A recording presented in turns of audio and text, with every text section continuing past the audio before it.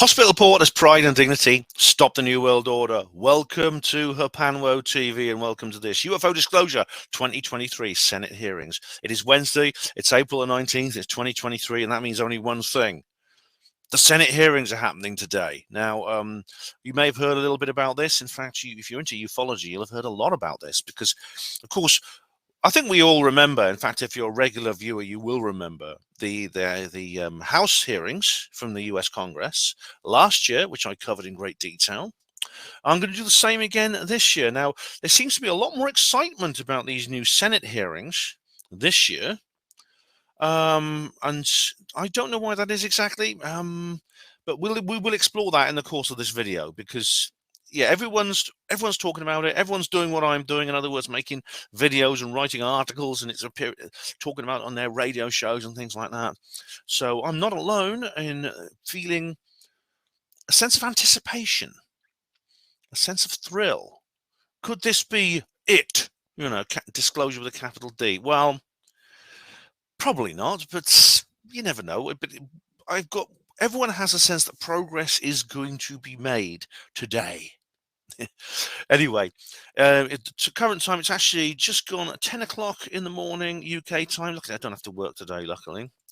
And right now it is 5 o'clock in the morning in Washington, D.C., which means we basically have 5.5 hours and until the hearings start. Although, as you'll find out, the schedule might vary slightly because of all kinds of other things to do with government bureaucracy. We'll see. Anyway, let me just give you a little bit of an intro to this because Steve Bassett actually has been emailing everyone on his emailing list. By the way, you may be able to see what's behind me. I've chosen this background. It is, of course, the Capitol building in Washington, D.C. And over that shoulder there, you see a big flying saucer. Yeah, it seems to be, this is where the action's going to happen. As always, you see the United States of America is at the forefront of this. For whatever reason, it always has been. What happens there will affect the rest of the world. So all eyes on Washington right now, including mine. But let's go over and I'll take you through my emails from Steve. Right, so this is where it all kicks off, guys. We had this very interesting email from Stephen Bassett. I don't know how many of you subscribe to the PRG email list, but it's worth doing. You get a lot of really good stuff there. It's kind of like my central hub for all things exapolitical. And I got this April 13th media release. New Senate hearing on Arrow scheduled April 19th. I'm not going to try and imitate Steve's voice. The Senate Armed Services Subcommittee on Emerging Threats and Capabilities, chaired by Senator Kirsten Gillibrand, has announced it has scheduled to hear from Dr. Sean M. Kirkpatrick, Director of the All Domain Anomaly Resolution Office, on April the 19th at 10:30 a.m. That's just in approximately 6 hours time from now. This follows a hearing on March the 28th before the same committee, wherein Senator Gillibrand questioned senior Pentagon officials, including Secretary of Defense Lloyd Austin, about the budgeting needs of Arrow. All right, that was where they were. That was interesting because that was where basically they were kind of getting the red tape sorted out, which means that this particular meeting that should have all been sorted, which means that this particular hearing that's coming up. Indeed, it is a hearing, not just a meeting, because a meeting would be held in private. It is a hearing. Hopefully all the red tape will be out of the way, and so we should get onto some more interesting stuff here. He says here, these recent developments are covered by Christopher Sharp in an excellent April 4th article in Liberation Times. We'll be coming on to that in a minute. Those following the disclosure process should expect an announcement of Senate and House hearings with military witnesses soon. Stephen Bassett, Los Angeles, California. That's interesting, isn't it? Because that means it does literally mean, wow, that this could be I'm not expecting to get disclosure today, but this could be the first step towards in the sort of final end game of the disclosure process. I don't know that. I'm just guessing. Now, Steve followed up with another email a little while later, which was this one, which is April the 18th. That's just yesterday. Arrow hearing commentary, Gillibrand Kirkpatrick. On Wednesday, the April the 19th, 10:30 a.m., the director of the All-Domain Anomaly Resolution Office, Dr. Sean Kirkpatrick, will appear before the Senate Armed Services Subcommittee on Emerging Threats and Capabilities, chaired by Senator Kirsten Gillibrand. Paradigm Research Group Executive Director Stephen Bassett will be providing commentary before, after, during, and after the hearing. And there you can see is where he's going to be speaking. So he's going to be on this terrestrial radio show, 9:30 a.m. I don't know if I would tune into that, but he will be on Witness Citizen 10 o'clock. Now, Witness Citizen is, of course, a channel. It's a YouTube channel, not unlike my own, where you get the people. Well, it's not just one person presenting it; it's a group of them. There's this guy Sean Rash, who's actually a musician, but he's also a ufologist, and they get together and do like panels and things like that. So that's going to be very interesting. I don't know how much I'm going to be. I probably won't be able to watch that live, but I'll be able to watch the recording. Midnight Eastern Time, Ground Zero with Clyde Lewis. All right, that's corrected. So he had to be. Yeah, we had a previous one. I think that there is Sean Kirkpatrick, the guy on the bottom right. I don't know for certain, but I think that's him. So yeah, Steve is basically doing what I'm doing. So I'll be doing live. Well, I won't be doing a live stream, but I'll be doing a. I've decided not to do that, but I will be doing a recording, which I will then upload as soon as possible afterwards. So it'll be basically part 2 of this UFO disclosure video. So basically, I think a lot of people are very excited about this. There's another guy we're going to talk about in a minute within ufology who seems to think this hearing is special. Is it though?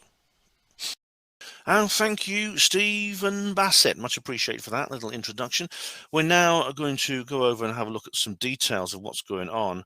So this is actually the page I've got to go to. There doesn't appear to be a YouTube link for this, but it is, as you can see here, the United States Senate Committee on Armed Services, and under the tab Hearings, there's the URL if you want to see it, if you want to find it yourself. And of course, it's got this little suffix on here because I've got a link from an email. But there you go, Wednesday the 19th of April 2023.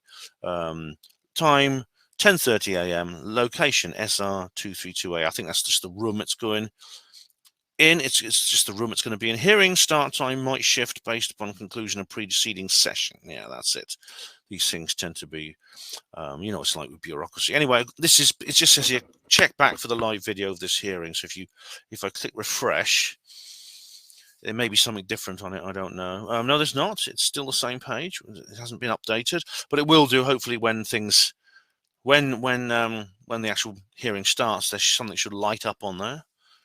But anyway, witnesses, just one, Dr. Sean M. Kirkpatrick, Director of the All-Domain Anomaly Resolution Office. Right, that's very simple. That's all it is really for that particular hearing. It is actually, it's going to be nice to be able to call things Arrow, because you see, of course, this particular organization has gone by so many names over the years. They keep changing them. They'll probably change it from Arrow at some point. It was originally ATIP, although that was in 2007, although obviously the official name for it was it ORSAP? Oh, what was that? Don't ask me to tell you what that stood for. I don't have it off the top of my head, but then its official name was ORSAP, as several people found out, but it was known as ATIP, Lou Elizondo. ATIP was kind of Lou's own sort of private segment of it, and all aerial anomalous threat identification program. And then, of course, it changed its name to AIMSOG. First, sorry, I'm getting my names mixed up. I always get those two mixed up. It was the UAPTF, the Unidentified Aerial Phenomenon Task Force. That was when it moved to the DIA. And now it's back at the DOD under the name AIMSOG, AOIMSG. It sounds like an Irish word for an Aztec god, but AIMSOG. What I can't even remember what that stands for. Look, I did say what it stood for in previous shows. All right. And now it's Arrow, and it has a new director, and it's going to do so. In last year's House hearing, I remember it was always called AIMSOG, and he had like Scott Bray and Ronald Moultrie sitting there, sort of calling it AIMSOG and sounding like fools because it had this ridiculous name. Now it's called Arrow, which is a slightly better word. Anyway, it's going to be chaired by Senator Kirsten Gillibrand. Let's just have a look at who she is. whom she is. Let's just go to Wikipedia. And this is her. Oh, she's hot. She's quite hot. Yeah. All right. So Kirsten Elizabeth Gillibrand, née Rutnick, born. That's her date of birth. American lawyer and politician. She's currently serving as the junior United States Senator from New York since 2009. So she's been in her position for a long time. Democrat, as it says here, and also was a member of the U.S. House of Representatives as well. Gives a little bit about her background here. She's married to an English guy, by the way. So there's all kinds of things here. Early life and education. Yeah, her that's her mum's name, Polly Edwina Rutnick. Noonan was the maiden name. Any relation to Carol? I don't know. But anyway, there you go. She's from a family of lawyers. I don't have to read all of this. But suffice to say, she's taken a stand against. Well, she's someone I agree with on some things and not on others. For example, unfortunately, she's pro-choice, as they call it. In other words, baby killing. And of course, I oppose her vehemently on that, and I think that's shameful.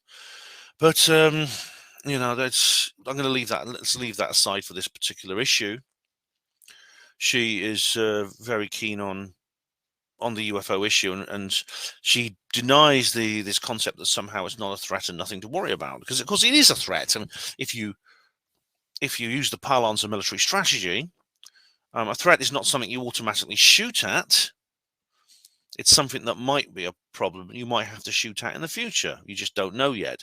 That's the definition of a threat, according to that kind of language and from that profession. So we'll go now to. I'll just go down to let's go down to the Liberation Times. Now, Steve was going on about this. Liberatio tempore probius. That's a good Latin motto there. Now, I'd never heard of this publication before.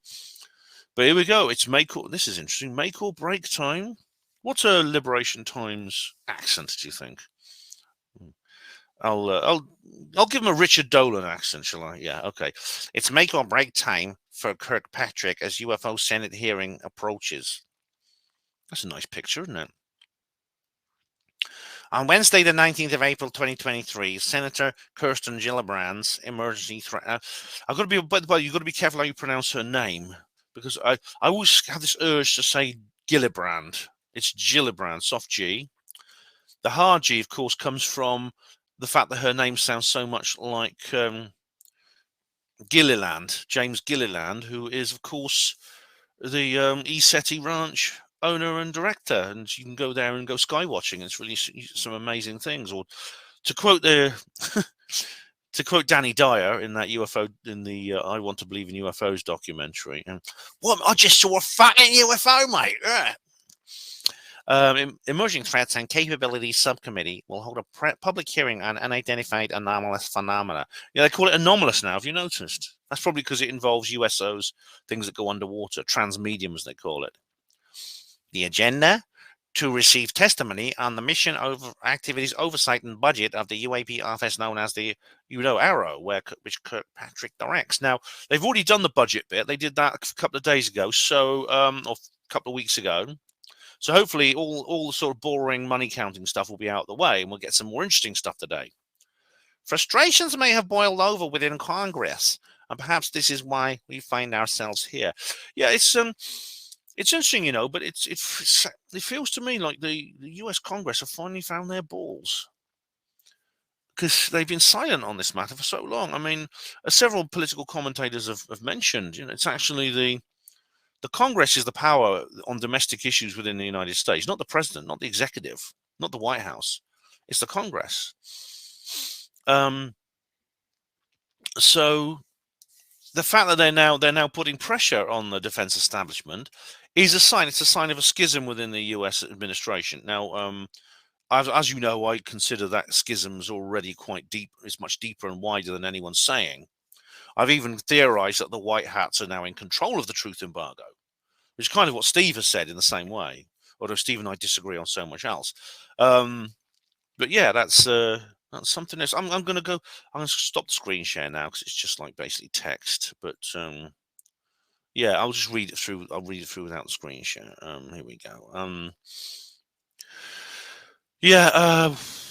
Liberation Times is aware that certain whistleblowers have separately spoken with Congress and Dr. Kirkpatrick. Yeah, this is Mellon was talking about this, about how some people with knowledge of UFO projects have already had private meetings with members of Congress. This is exactly what Steve wanted when he did his not his hustings, what's the word? His lobbying. And now it's happening. However, if Kirkpatrick failed to inform Congress about these whistleblowers approaching the Arrow, it could pose a significant challenge to congressional oversight. Well, hopefully they're gonna actually, the Senate will actually say a few words with him about that and said, we're supposed to know about this, especially this committee. Why didn't you tell us? This could actually be a trigger for disclosure. Yeah. In light of these circumstances, what could be the reasons for Kirkpatrick's reluctance to disclose his findings to Congress? Well, maybe, Mr. Liberation Times, with a Richard Dolan voice, maybe he's taking orders from someone else outside the normal chain of command of the U.S. administration. Regardless of the forces at play, Kirkpatrick's options and time are dwindling rapidly, especially if he intends to evade or confuse the questioning during Wednesday's hearing. Ooh. I'm looking forward to this more and more every time, all the time. Access to whistleblowers can reveal alleged recovered craft of non-human origin. Let me say that again. Access to whistleblowers who can reveal alleged recovered craft of non-human origin is critical to the Arrow's mission. I'm guessing this isn't the New York Times or anything. I mean, Liberation Times, I think, is probably sort of like not an official press, but still. I mean, with some people within, people like, what's his name, Bassett has been talking about recovered craft, Roswell type events. Uncovering programs related to recovery and reverse engineering provides a means to getting to the heart of the UAP mystery.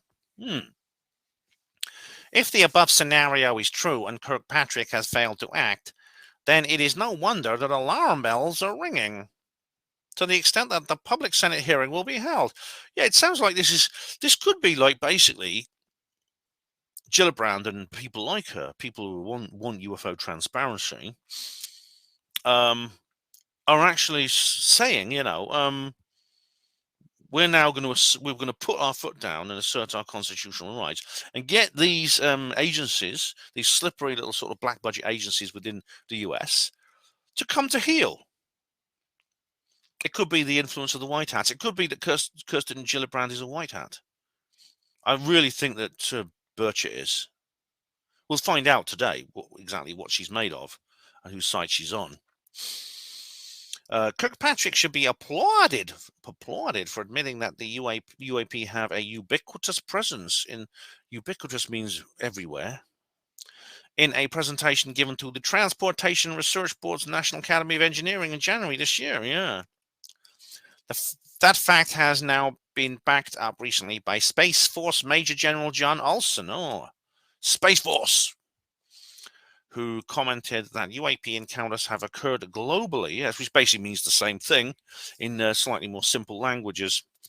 But the positives so far are outweighed by the negatives. For instance, 4 months on from passing the of NDAA 2023, Liberation Times understands that there are frustrations over the lack of progress made by the Arrow. That's right. The NDAA, if you remember, was the law that was passed, which included the Gillibrand Amendment about this sort of thing. I covered that at the time. And so this is now 4 months later. This was just before Christmas. This became law. And so now, I suppose Congress wants to know, are you going to actually obey this law that's been passed by Congress? For instance, no mechanism exists for whistleblowers to come forward. Not one phone number, email, address, or contact has been given to anyone wishing to come forward. All right, Kirkpatrick's going to have to explain that. Instead of acting on such a critical matter, Kirkpatrick has chosen to remain in his comfort zone, sticking to conventional science, a field with which he is familiar. Well, what's unscientific about UAP? That's the point. It's called ufology for a reason. That's apology. They're going to have to call it now. I won't call it that. I'll still call it ufology. Recently, Kirkpatrick wrote a scientific paper alongside Professor Avi Loeb. Woo! Professor Avi Loeb, based, where they explored the physical constraints around UAP. If Kirkpatrick is interacting with Loeb, that's significant because, of course, Avi Loeb is an absolute hero in this field. He's up there with Mellon and Elizondo and the others. Project Galileo, Oumuamua. He staked his reputation, his considerable scientific career, on saying that Oumuamua was artificial. But critics noted the paper was through the lens of known physics and conventional aircraft. Oh, well, you give them a chance, mate. Give them a chance. At least they're talking about it. And, of course, once that happens, the 5 observables will be brought up, and they're going to have to address those. Yet UAP seen every day by U.S. service members, and everyone else, could have multiple explanations. Yeah, weather balloons, swamp gas, etc. We know that. We're only interested in the minority, probably less than a quarter, that have no known explanation. Here we come. This is interesting. As February's shoot-downs over North America showed, there are major concerns about foreign surveillance activities over sensitive defense assets. You're not kidding. It's interesting they word that. Foreign surveillance activities over sensitive defense assets. Yeah. Even more concerning, naval personnel are being disorientated by UAP while serving on board their ships. John Gutierrez, an active duty Navy commander, described one such alarming event involving the USS Kearsarge. He says here, sailors, this is Commander Gutierrez. Sailors that I've spoken to personally talk about being out on deployment in the middle of the night. Is that a John Gutierrez? I don't know how Navy commanders talk. But anyway, I'm just going to guess. They're standing on bridge watch, and all of a sudden, on the horizon, they see a light kind of flicker on and off all of a sudden and start tracking towards the ship. And then, as soon as they lose sight of the object over the ship, or presumably directly overhead of the ship, all of a sudden, it casts this light, which is so bright and so blinding, they're disorientated within the bridge of the ship. Right? So it shines light into the windows of the vessel, and basically, yeah.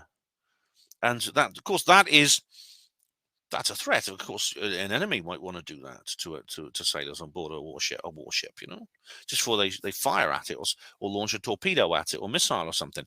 So yeah, I mean, but in this case, it's obviously not an enemy ship that's attacking them. It's something else.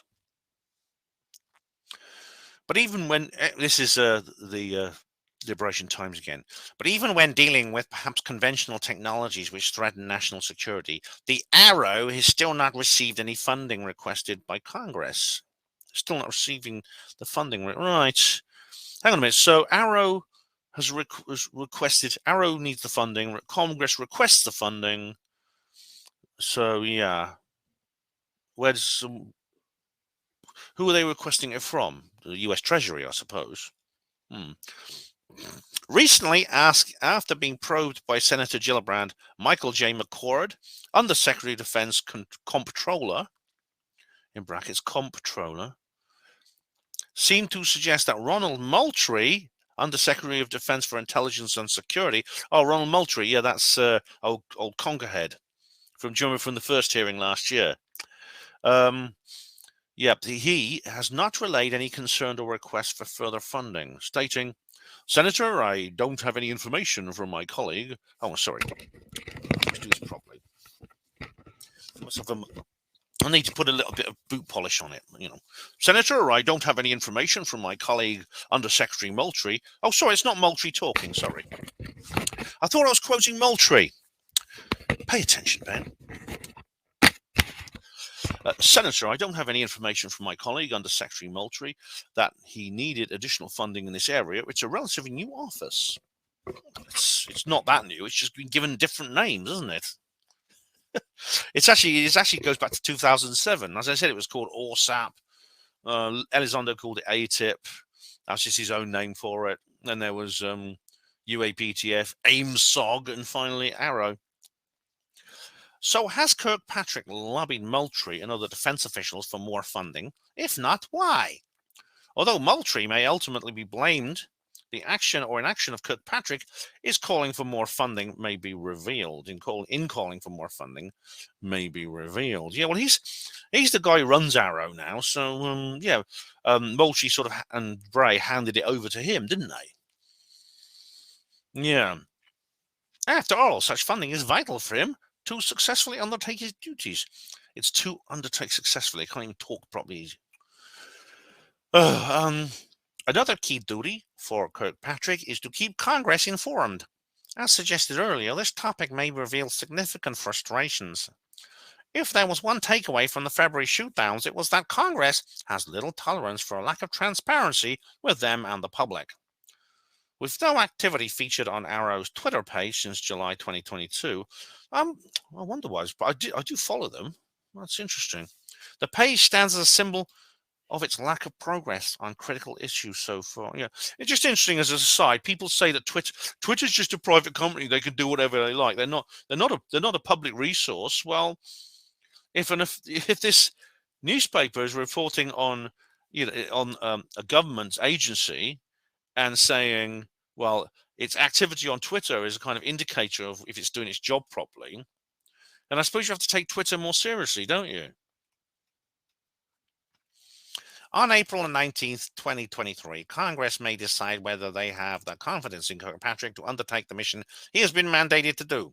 And with the White House UAP intransigity team awaiting in the wings, now is a crucial moment for Congress to act. The White House UAP White House UAP interagency team, although intransitory might be the right word because, oh God, they're not going to do anything, are they? Because they've got Biden's bloody running them. If you remember, it took Biden a week to say anything about Objectgate, didn't it? Everyone from the Pentagon and the DOD, they were all coming out and they were saying things. He brought his little diversity hire girl onto the stage to say, "Oh, it's not aliens, goodbye." And then there was absolutely nothing until Thursday, and then Biden sort of hobbles up onto stage to go, "Oh yes, I think it was recreational balloons." I covered all that in a previous video. Anyway, the Arrow's success is of great importance for UAP advocates within Congress. Ooh, and outside Congress, too. If the Arrow fails to act decisively, the White House's own efforts may overshadow those of Congress, which deserves credit and recognition. I don't think anyone's going to overshadow the White House right now. However, this is kind of a veiled threat, isn't it? These last couple of sentences. They're basically, well, I say they're relating a veiled threat. This is like the Liberation Times saying, what they're basically saying is Kirkpatrick could be sacked today. He could be kicked out. So this could be the last thing he does as head of Arrow. Be interesting, that, wouldn't it? Yes.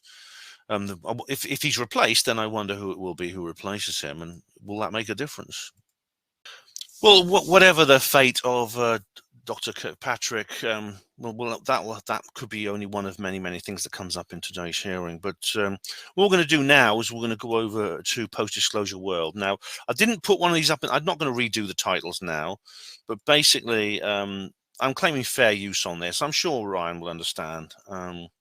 So basically, this is my little disclaimer here. The material by the YouTube user Post-Disclosure World and other screenshots and stills are reproduced in accordance with the fair use guidelines of the Copyright Designs and Patents Act of 1988 and Section 17 of the USC 107 for the purposes of private study or research, for the purposes of criticism and review, free distribution, not for profit. Because I am going to go into some of the things that Ryan, UFO Jesus, has actually brought up. Now, I haven't actually watched his latest video. I'm not going to, there's no reason really to go into too much, but this is his channel anyway. I do recommend this channel.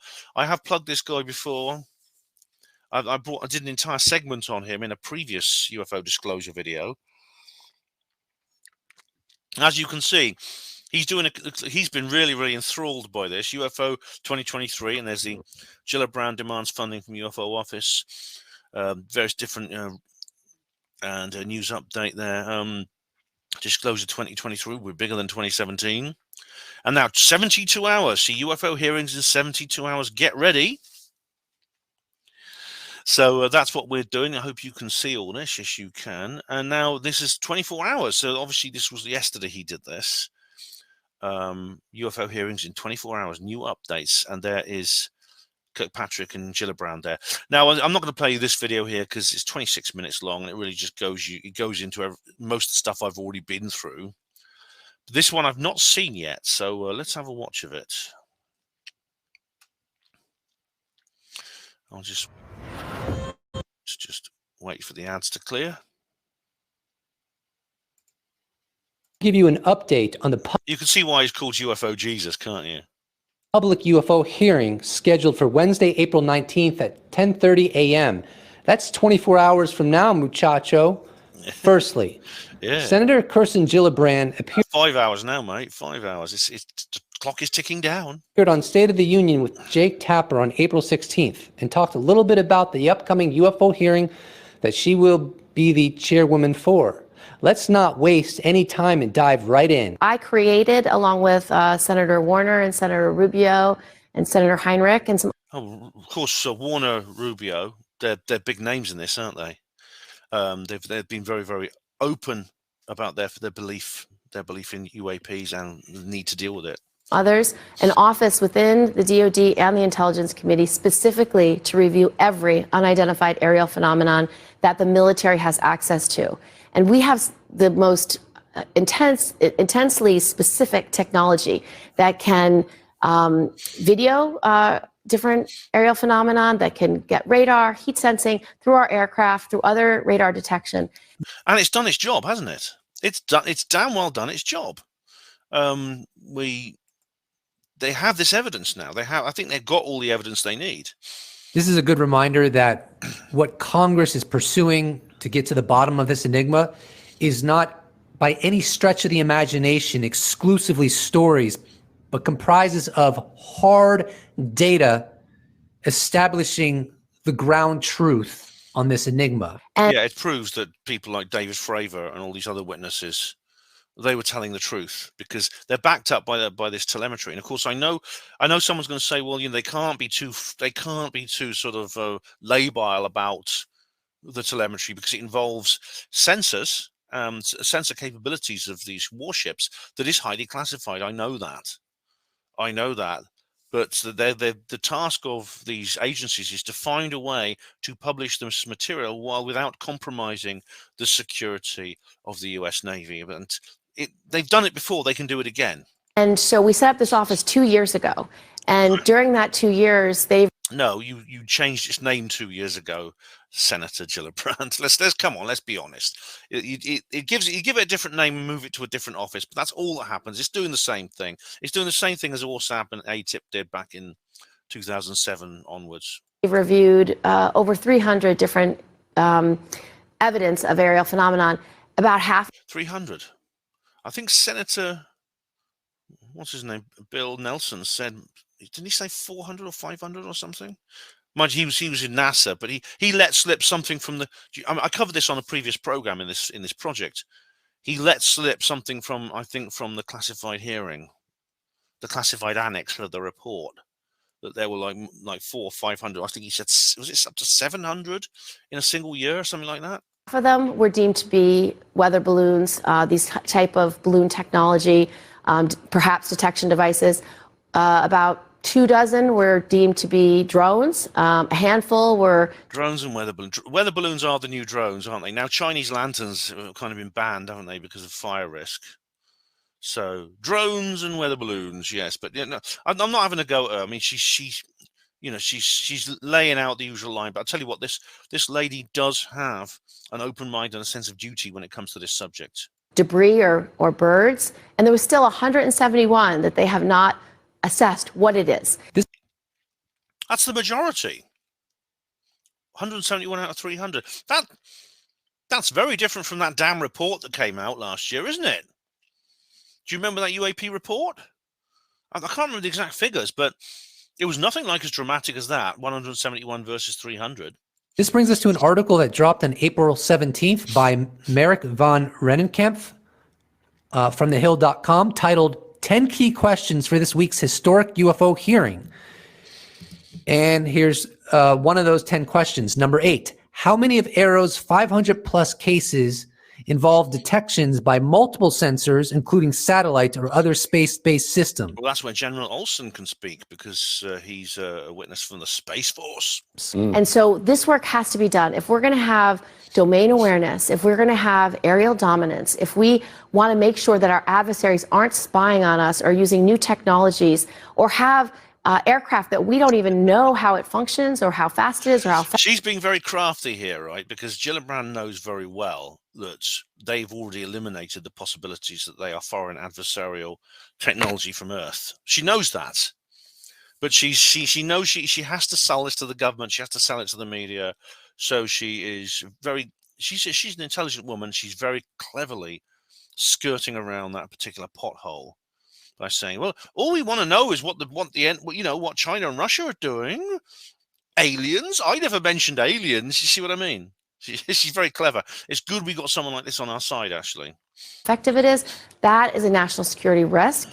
And so knowing what these aircraft are is essential. And the military, unfortunately, just hasn't been doing that work.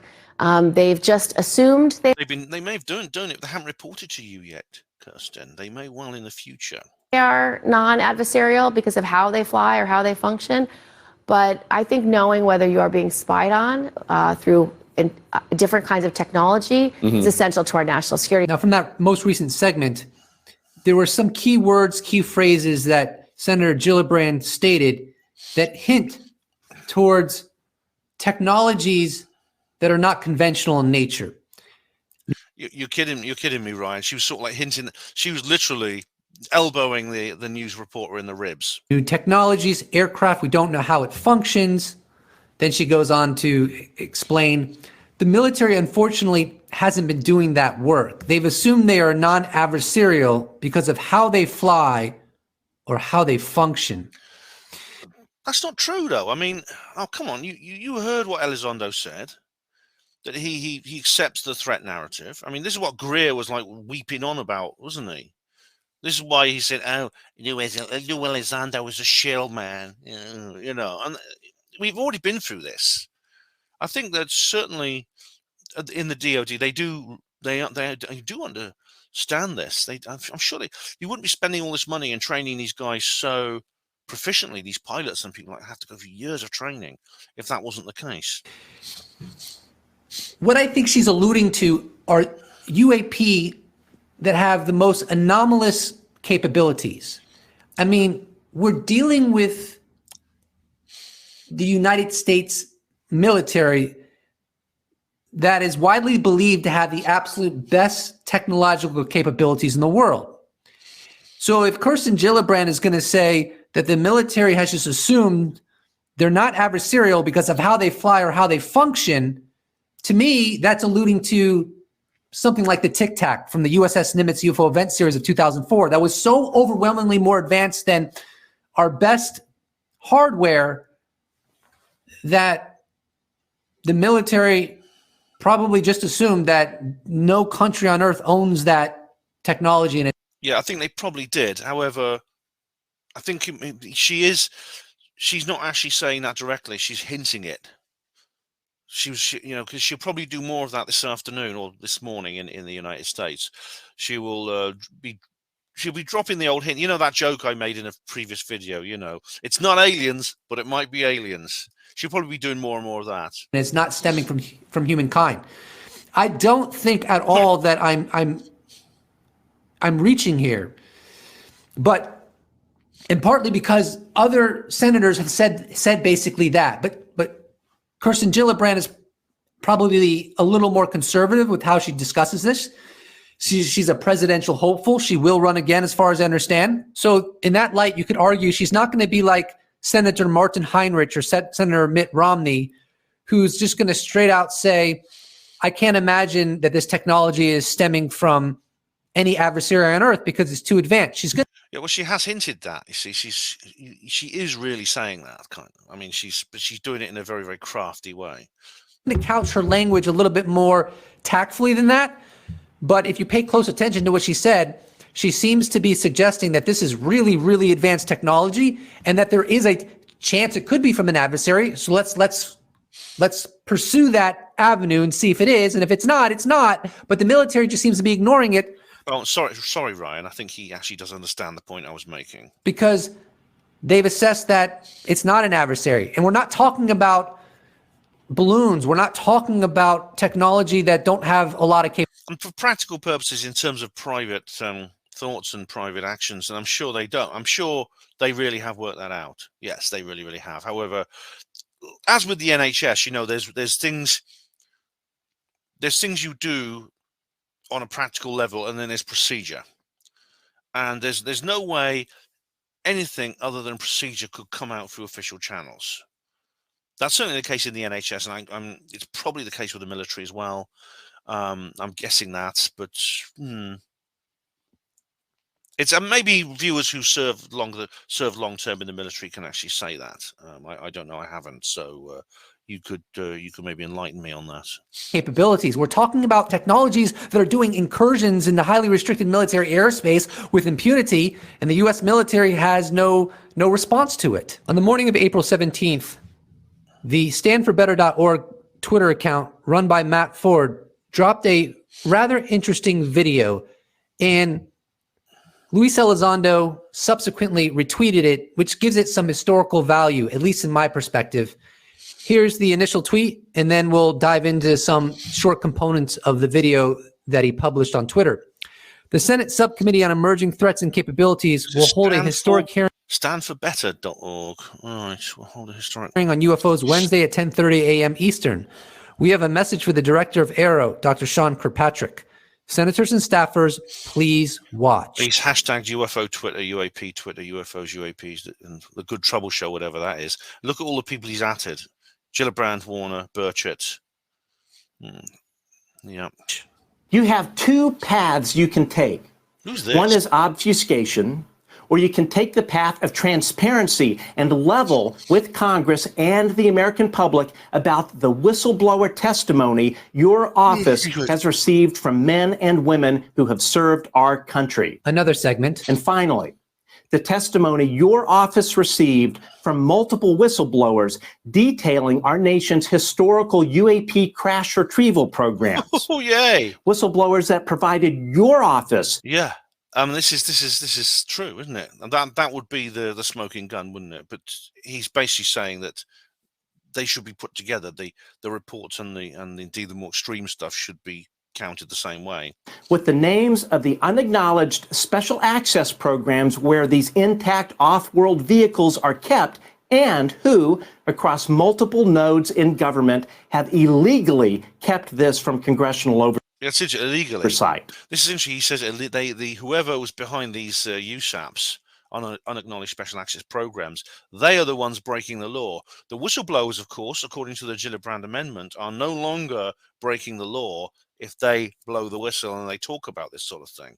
Previously, it was the other way around. The USAPs were basically had judicial immunity, and the people involved who spoke out about it would be prosecuted for breaching the Official Secrets Act.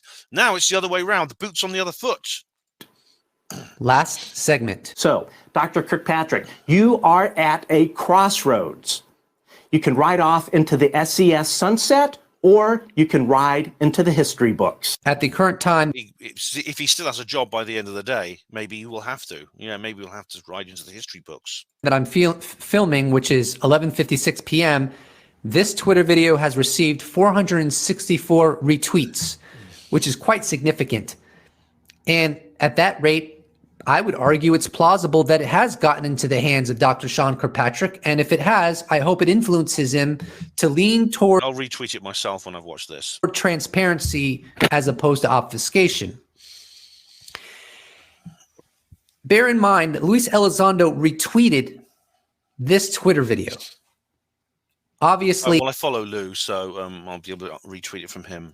That is highly significant because I don't think he would do that by any stretch unless he found the content within that video holding substance.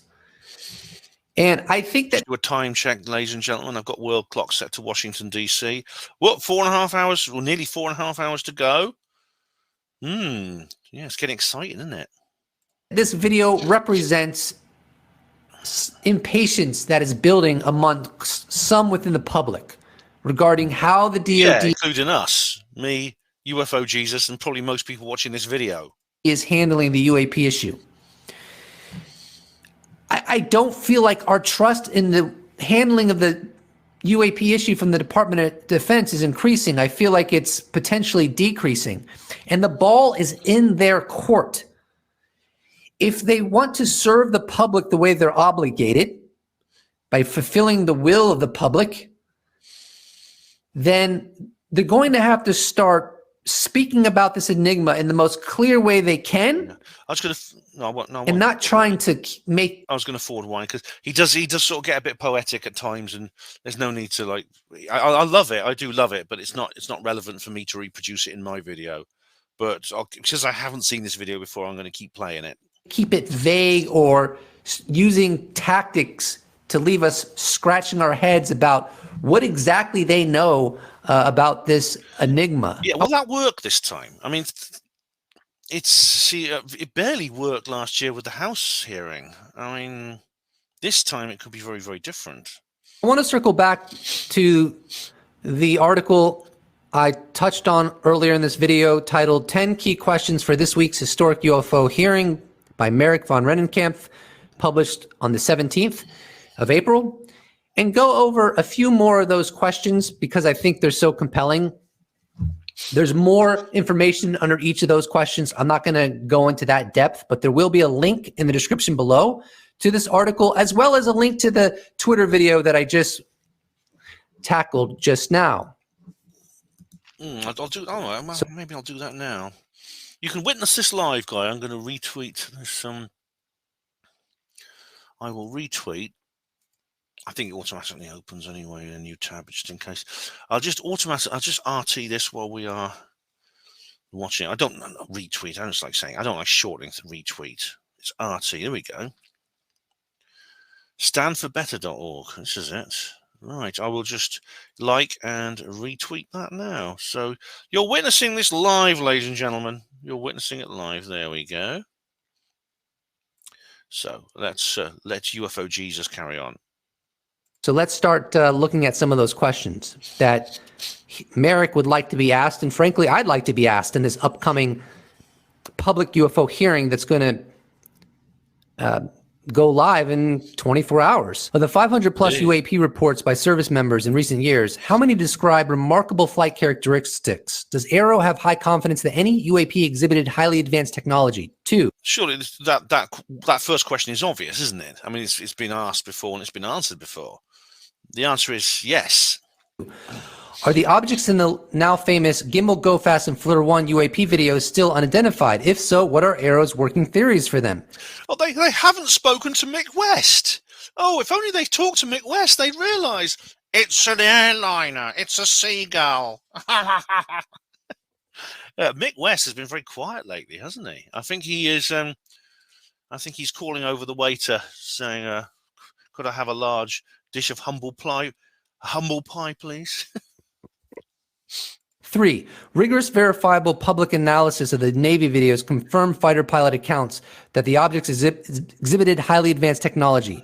Is AARO aware of these open source assessments? 4. Yeah, this is basically talking about civilian ufologists, and I know they do watch us.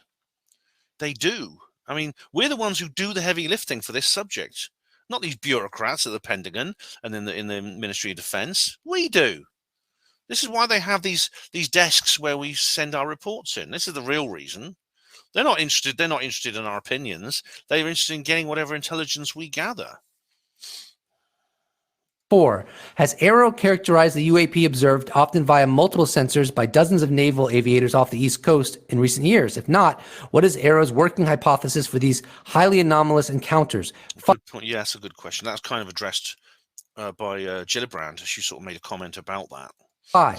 In a striking development, AARO Director Dr. Sean Kirkpatrick recently co-authored a scientific paper theorizing that extraterrestrial probes may be drawn to water on Earth's surface. To what extent did recent UAP encounters, the most compelling of which occurred over water, inform this groundbreaking paper? Well, look, if Kirkpatrick really is that open-minded, well, why doesn't he's gonna look a bit stupid sitting there in front of these Congress people, these senators, and saying, "Oh no, we're sort of investigating the weather balloon hypothesis and things like that," when he's already co-authored a scientific paper specifically theorizing about the activities of extraterrestrial probes.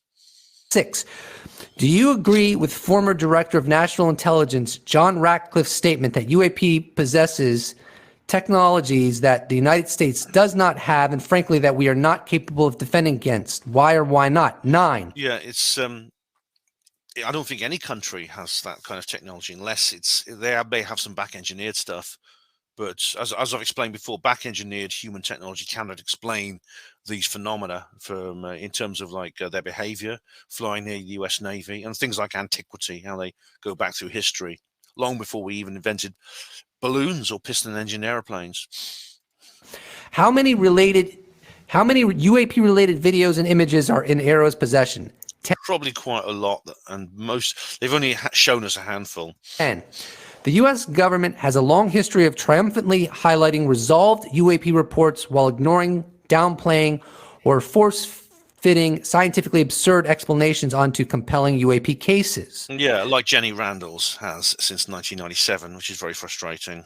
Recent press reports suggest that this may be occurring again.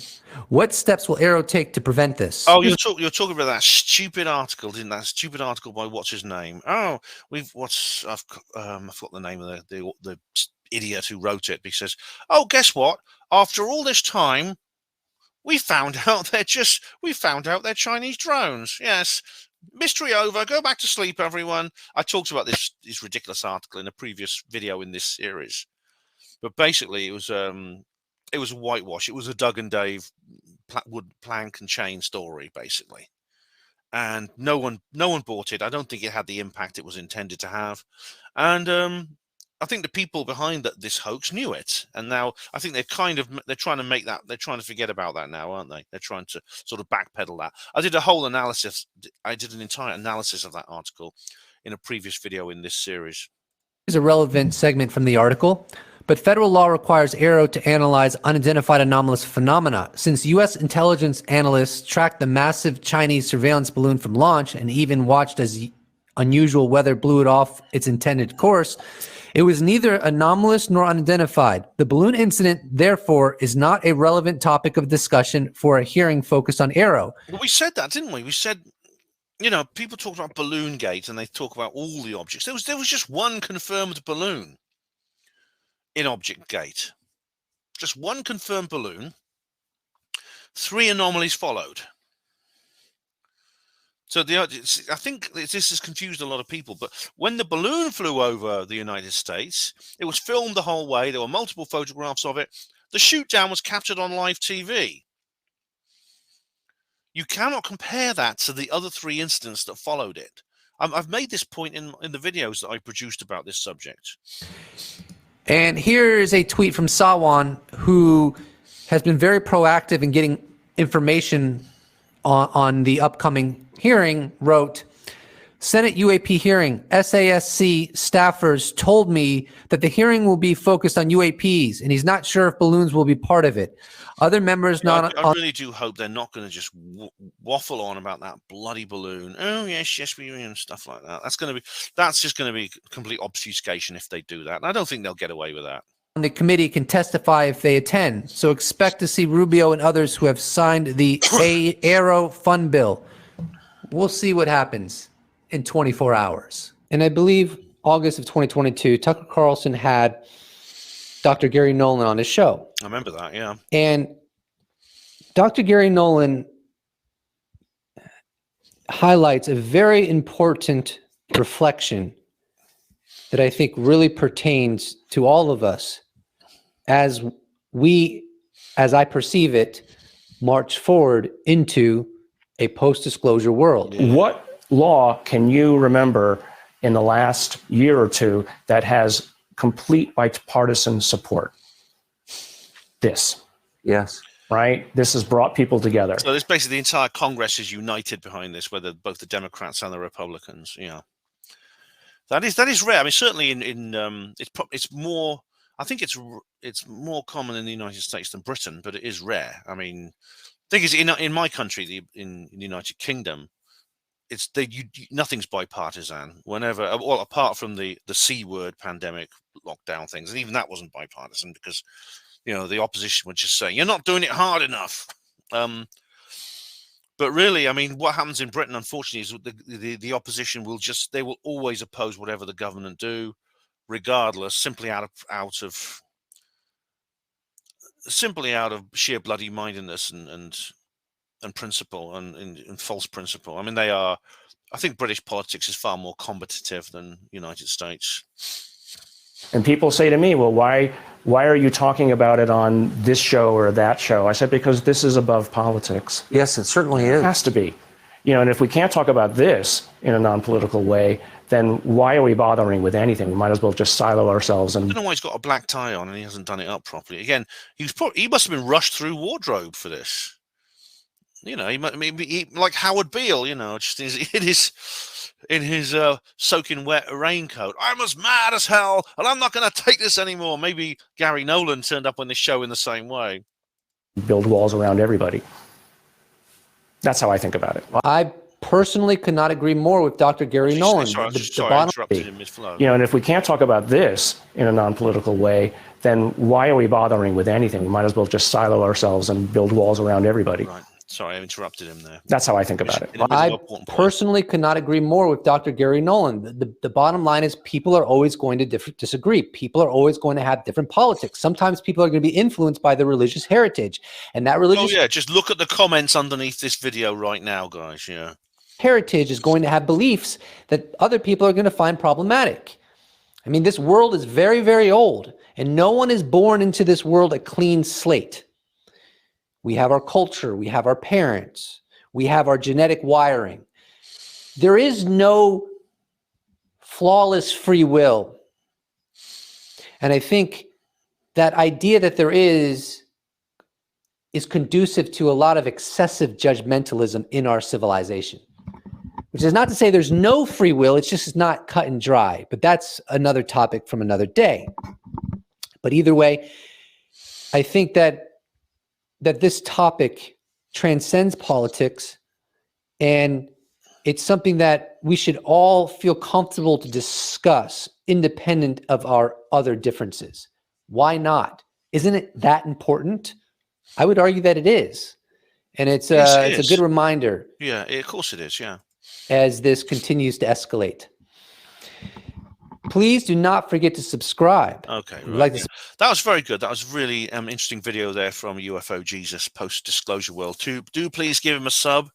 He's a good man. He really, really is. And so now I'll leave my little position here behind. I'll leave this little position I'm in now because I have to return you just to Steve Bassett briefly. We're going to end this particular program in a minute. This is part one of a two-part program. The second part will be my coverage of the hearing, but I just want to go slightly off topic and I'll just go through a couple more emails from Steve Bassett because this is happening amazingly at a very synchronous and auspicious time. Okay, there is not really any exopolitical news this particular cycle, i.e. since the last UFO disclosure video. But I do have, I want to go through a couple more of Steve's emails. This is an April the 16th one here. Citizen hearing on disclosure 10th anniversary. And as you can see here, he says April the 29th marks the 10th anniversary of day one of the citizen hearing on disclosure produced by Paradigm Research Group. Yes, I remember it very well. In fact, you may remember the videos I did at the time. I don't know how much I can't remember what I did on her Panmo TV for this particular event, but I did like about five different her Panmo radio shows about it, where I interviewed several people, including Steve, yeah, I did a whole series on the citizen hearing on disclosure, and it was absolutely remarkable. I remember it so well. You can get, by the way, if you want to listen to those shows, they are available on the Herpanwo Radio archive. You just need to go to the Herpanwo Radio website, herpanwo-radio.blogspot.co.uk, and there's details there. But I remember this was like it was just perfect timing for me because it sort of began around sort of like mid-afternoon, and I I'd be finishing work and going home every day, and I'd be arriving home literally just after it started, so I'd only missed the first hour or so, which I'd catch up on the recording. And and it would go on like till about 9-10 o'clock at night, our time. I was literally doing this non-stop. It was literally 5 days non-stop, and I was so into it. It was amazing, and I really missed it when it was finished. Actually, I really do. I really missed it. Anyway, produced by the Paradigm Research Group, the CHD. I call it CHOD, Citizen Hearing on Disclosure, but CHOD, yes. CHOD was a mock congressional hearing conducted in the main ballroom of the National Press Club, 2 blocks from the White House and 12 blocks from the US Capitol. Yeah, very, very prestigious location indeed. There's been others, such as the nuclear weapons thing and stuff like that. But anyway, during that week, 42 witnesses from 10 countries testified before 6 former members of Congress for 30 hours. The entire event was live cast in 4 languages. That's right, they had live translations. If you wanted, I think it was Spanish, French, I don't know, German, Welsh. I don't know, not Welsh. I can't remember what the languages were, but certainly Spanish. And you could select that language if you wanted. The CHOD was preface to a second PRG project intended to draw the presidential campaign of Senator Hillary Clinton into the UAP issue. No comment. This election initiative began with the delivery of DVD sets of the CHOD to every Senate and congressional office. It succeeded. That's right, make it rain on Washington. Do you remember that? And of course, they wanted us to write to these people. Now, of course, it's the rules are very strict. Because I'm not American, I couldn't actually write directly to these people. Only their constituents can. Just like the MPs we have in this country. You know, they have a public email which only their own constituents can actually write to. However, and I think if you've got to be a British citizen to talk to them, I think. But we tweeted them. Steve said, for anyone who's abroad, just tweet them, when we did. And then... yes, it was quite something. It really was.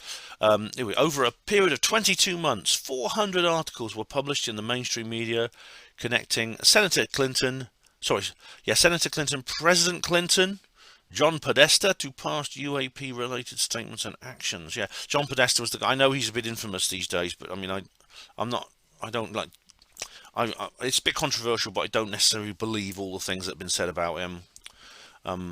But he certainly did say, people have a right to know and a need to know and things like that about UFOs.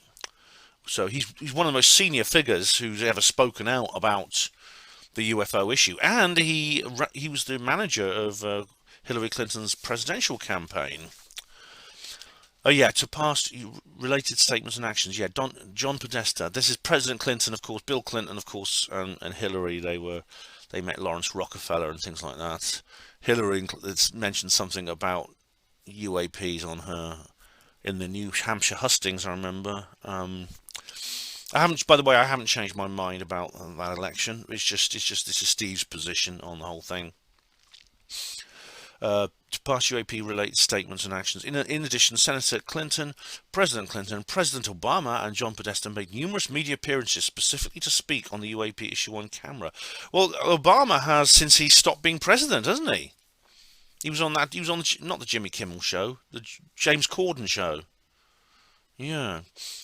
These 2 PRG projects were prominently featured in a special 2-hour season 13 opening episode of Ancient Aliens. Oh, right. I've actually not seen that one. I've only watched, I think, 1 or 2 episodes of Ancient Aliens. But yeah, I'd like to see that. You can view the episode at the following venues: Apple, Amazon, Peacock. Stephen Bassett, Los Angeles, California. And there you can see a couple of photos from the event. And I was actually watching it on the live stream. Yeah, and loads of people there. I saw Paola Harris there. I saw JJ and Desiree Hertak in the audience. The panel included Peter Robbins, Steve himself, Stephen Greer. Gary Heseltine was there. Oh, it was an amazing event. I mean, I really, like I said, when it was finished, I really missed it. It was very heady. I thought, this is the disclosure moment almost, which of course, it's not quite as simple as that. So that's really, I just want to end this segment by looking at one last email that Steve sent, and it's this one here. This is from April 14th. This is just after the Senate hearing announcement. Nothing lasts forever, not even truth embargoes. That's good. Yeah, that's true. Over the past 25 years, says Steve, I have sent thousands of emails to national and international media drawing their attention to the following. 1. There is a non-human piloted and or controlled technology engaging our world. An extraterrestrial presence, correct? 2. This presence and a host of related phenomena have enormous implications for the human race, not Earth. 3. The US government has known of this presence since no later than 1947. Yes, certainly no later. I think they knew about it earlier. I mean, Steve has different ideas from me to this. He thinks that Roswell was the moment when everyone knew they were going to tell everyone, then they changed their minds. I think that Roswell was basically a cock-up. The whole flying disc story was a cock-up. But before then, they knew they had some idea. I think there are Roswells before Roswell, Cape Girardeau, Aurora, etc. Number 4, the US government, with direct compliance from its allies and indirect compliance from its adversaries, embargoed this profound information from its citizens in the service to national security, the truth embargo. Yeah, I mean, the words allies and adversaries take on very different meanings when you get up to the level of the deep state. I think at the deep state level, there is only one adversary, and it's the people of Earth. Well, they did. They all basically collaborated with us, definitely. Number 5, the truth embargo is no longer appropriate policy and is now a threat, underlined, to national security. Yes, there's no doubt about that. 6, nothing lasts forever, and the truth embargo will end with or without the level of investigative journalism they continue to withhold. Yes, I do. I know that I've taken the mickey out of Steve. Everyone's taken the mickey out of Steve. Oh, it's going to be in 6 months' time from whenever you talk to Steve Bassett. But no, I think Steve is going to be vindicated on this, and it may be very soon. I am hardly alone in conveying this message to the reporters, editors, publishers, producers, and news network owners who know full well the role they play in society. I'm reading on. I don't think you can see this bit because I haven't taken a screenshot of this bit. There's no need for a screenshot of this, guys. It's just text. All right, but I'm just going to read on here. Just the screenshot I've got now covers the first bit. So I'm hardly alone in conveying the message to reporters, editors, publishers, producers, and news network owners who know full well the role they play in society and the import of the message conveyed in the quote atop this media release. That's the Republic will stand or fall. It's from Joseph Pulitzer, famous journalist. Will rise or fall together. An able, disinterested, public-spirited press with trained intelligence to know the right and courage to do it can preserve that public virtue without which popular government is a sham and a mockery. A cynical, mercenary, demagogic press will produce in time a people as base as itself. The power to mould the future of the Republic will be in the hands of journalists for future generations. Joseph Pulitzer. Yeah, never a true word spoken. Indeed, we are seeing the consequences of that warning coming true, aren't we, ladies and gentlemen? Okay, we go. Steve carries on. Their job is to pay attention, connect the dots, and serve the public's right to know, not the government's right to deceive.